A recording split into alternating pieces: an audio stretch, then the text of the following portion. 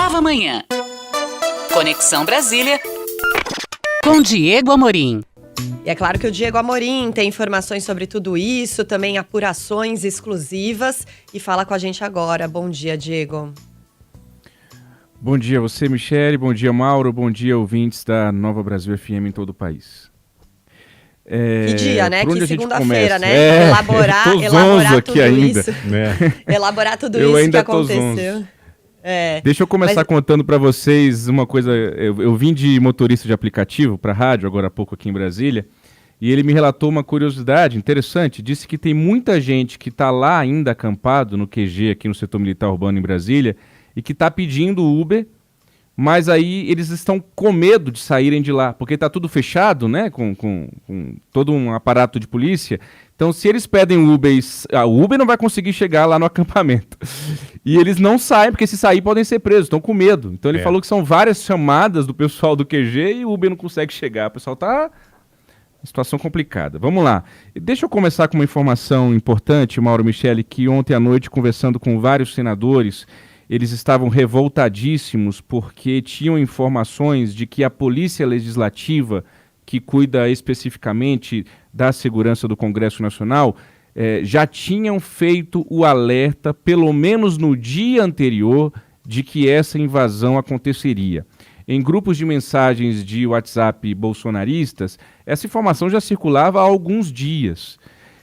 Mas a informação de que a Polícia Legislativa já havia alertado o comando do Senado e as forças de segurança do DF de que isso aconteceria no dia seguinte, torna a situação ainda mais complicada. Eu pedi ao senador que me desse uma garantia de que de fato foi feito isso. E ele me pediu reserva, por óbvio, eu não vou divulgar o nome, mas é alguém do alto escalão da Polícia Legislativa, eu estou com os prints, que mandou a seguinte mensagem. Senador, ontem à noite liguei para a Ilana, que é a diretora-geral do Senado, para o presidente Rodrigo Pacheco, para o secretário de Segurança Pública adjunto do DF, liguei para a Polícia Militar, liguei para o diretor-geral da Polícia Federal e mandei mensagem para o chefe do gabinete do secretário de Segurança Pública do DF.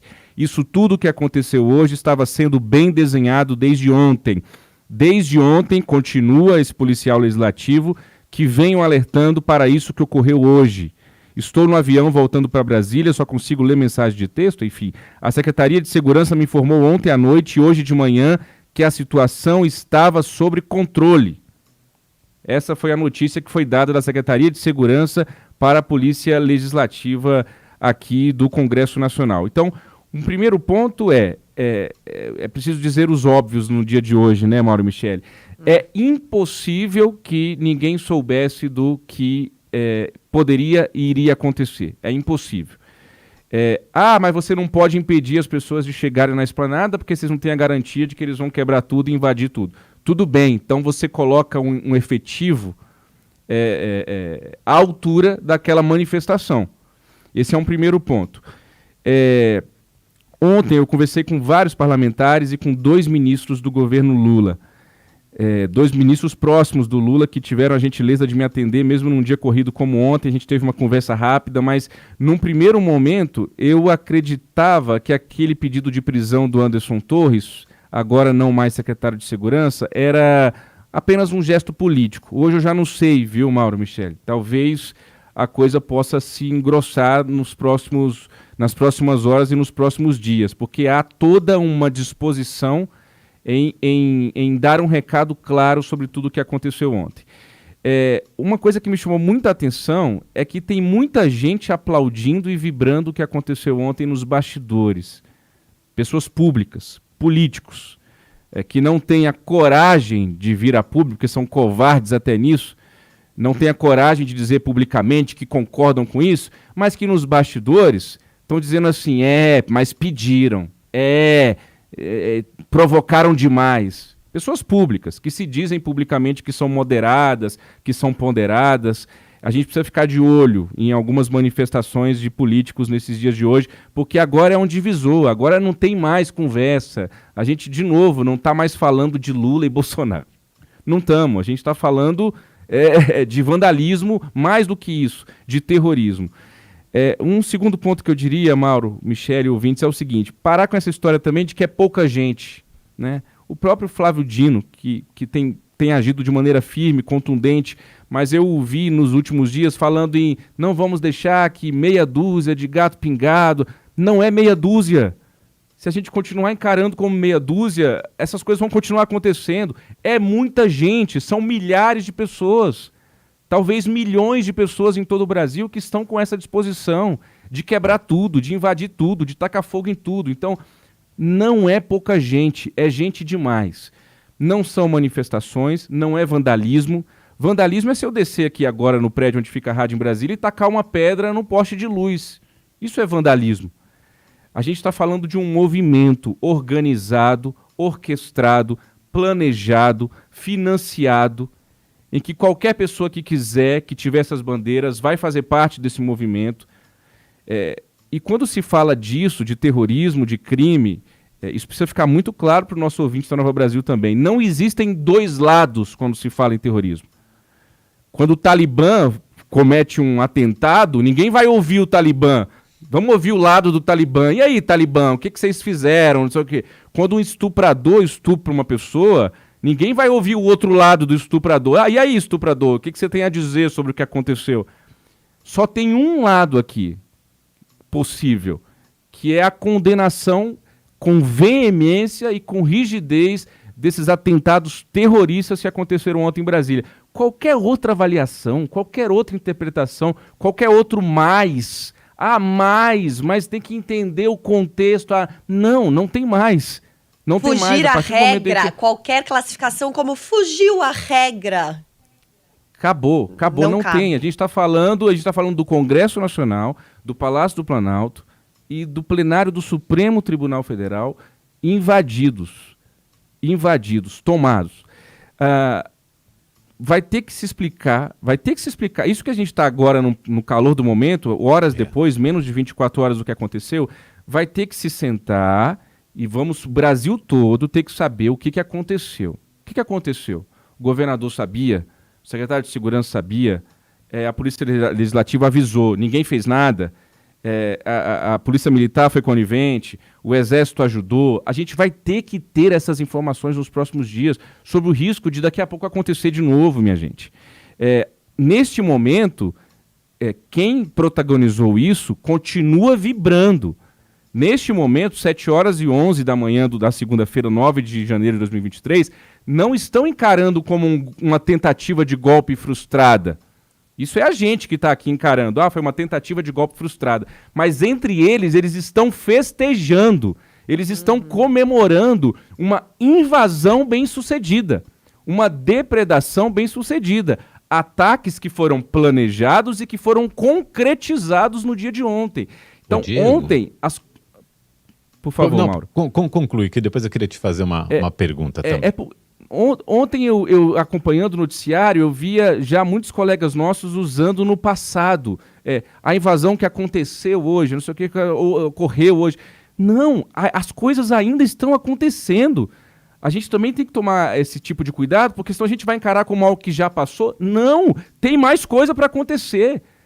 Se não prender, se não for rígido, se não for firme, vai acontecer daqui a pouco de novo. E assim, eu faço uma meia-culpa aqui, porque eu fiz uma coluna semana passada dizendo que a posse do Lula tinha sido um alívio, vocês se recordam? Sim, mas foi. Ali tinha um pouco de torcida minha também. Mas assim, acabou, agora é alerta geral. A intervenção na Secretaria de Segurança Pública do DF está em vigor. Mesmo quando acabar essa intervenção, acabou, tem que federalizar a segurança pública da Esplanada. Federalizar, quem vai cuidar da segurança da Esplanada daqui para frente tem que ser Polícia Federal, tem que ser Força Nacional, tem que ser Exército. Não dá mais para deixar a segurança pública da Esplanada, pelo menos, dos principais edifícios que compõem os poderes da República, na mão de governador, que seja ele quem for. Não dá para politizar a segurança pública, né? De uma forma geral, em qualquer lugar. Isso é muito grave. Em todos os estados, né? E não só no Distrito Federal, porque essa politização das polícias está acontecendo de uma maneira generalizada aqui no Brasil. Agora, eu só queria deixar uma provocação, porque o Diego tocou num assunto, num tema interessante de quem está comemorando, né? De quem está achando que isso foi uma ação bem sucedida. Eu fico só pensando o seguinte, essa é a minha provocação provocação. E se tivesse dado certo? Quem é que estaria no poder hoje? Aquele cara que simula fazer cocô no Supremo Tribunal Federal seria o presidente do Supremo Tribunal Federal? Aquele outro que vandalizou a facadas, a obra do Cândido Portinari seria o presidente da República hoje? O outro lá que estava confraternizando com um policial lá, ou o outro que estava escorregando na mesa fazendo de tobogã a mesa do Senado, seria o presidente do Congresso? Se tivesse dado certo, para vocês que estão comemorando essa ação, se tivesse dado certo, é mesmo essa galera que vocês querem ver no poder, é isso aí. A coisa é essa. É esse pessoal, esse é o povo brasileiro que merece estar no poder.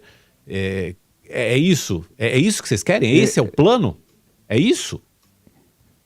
E acompanhado tudo isso de oração, né, Mauro? Eu que tento ser um cristão, não vou ficar me vendendo como cristão, porque não sei, eu tento ser cristão de verdade. Mas tudo isso acompanhado de oração. Tudo e isso com camisa do Pelé ainda por cima. De um messianismo em torno disso. Até o Pelé, coitado. Agora, veja, eu tinha 2 bastidores para trazer hoje. Um deles acabou se concretizando. Ao conversar com esses 2 ministros do Lula ontem, em reservado, 2 pontos me chamaram a atenção. Um, que eu senti deles que alguma coisa ia acontecer com o Ibanez. Até troquei mensagem com algumas pessoas ontem à noite. Falei, esse pedido de perdão aí do Ibanez é sintomático, é simbólico. Ele sabe que a coisa vai apertar para ele. Mas ontem a informação que eu tinha era de que poderia acontecer com o Ibanez algo parecido com o que aconteceu com o Wilson Witzel no Rio de Janeiro. Ia ser um processo mais lento. A decisão do Alexandre de Moraes ela é mais rápida, né? Um caminho mais curto para esse afastamento imediato que já está em vigor do agora governador afastado Ibanez Rocha. A segunda questão... talvez seja um pouco mais sensível, mais delicada, mas eu me sinto à vontade para falar para o nosso ouvinte, porque foram 2 ministros do Lula que me disseram isso. Um disse, aí eu levei essa informação para o outro, mas ele tem toda a razão, é isso mesmo. Que é o seguinte, é momento agora de agir. Não é momento agora de ficar fazendo discurso político, de incentivar a narrativa. Nota de repúdio.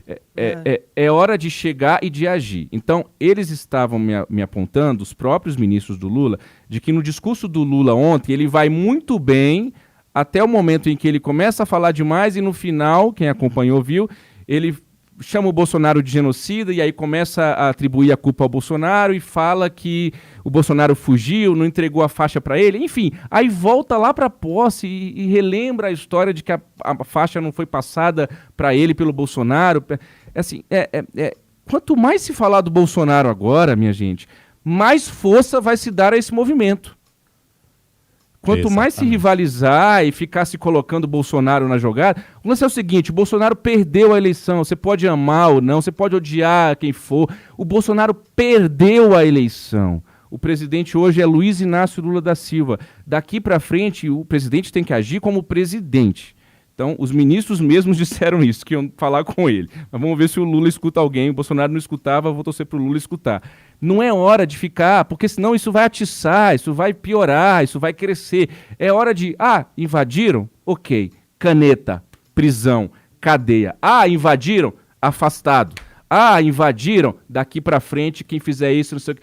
E agir, é hora da caneta, é hora da imposição do cargo, né? Lula foi eleito. Lula está eleito pelo povo. Uma maioria apertada, não importa mais. Está eleito. Podia ser por um voto. Hoje o presidente é ele. Então agora, e eu sinto que está todo mundo aqui em Brasília, ninguém vai dormir nos próximos dias, está todo mundo muito disposto, com muita energia para fazer acontecer. De novo, não é vandalismo. Por que eu também digo isso? Não no sentido conceitual, claro que é vandalismo, mas é mais do que isso. Porque o vandalismo, Mauro, Michele, se alguém, repito, vandalismo é se eu descer aqui agora, pegar uma pedra, tacar no poste de luz. Se alguém pegar, eu vou ser preso, vou assinar um termo circunstanciado lá na delegacia, eu vou ser liberado. Tá? E aí amanhã eu posso pegar a pedra e tacar de novo. Isso é vandalismo. O que está acontecendo é um movimento organizado. Pelo amor de Deus, precisamos entender isso de uma vez por todas. O crime é outro, Diego. O crime é crime de atentado violento contra o Estado Democrático de Direito. Terrorismo doméstico. Tá tipificado no Código Penal. Tem lá, não é invenção nossa. Esse é o crime que essas pessoas estão cometendo. Diego, é isso obrigado aí, Mauro, Michele. pela sua análise, pelas informações. Estamos contando aí, qualquer coisa, você volta aqui, você toca o sino aqui que a gente te aciona. Por hora, obrigado, Diego. Valeu. Um abraço, boa semana, valeu. Nova Manhã. Conexão Brasília com Diego Amorim.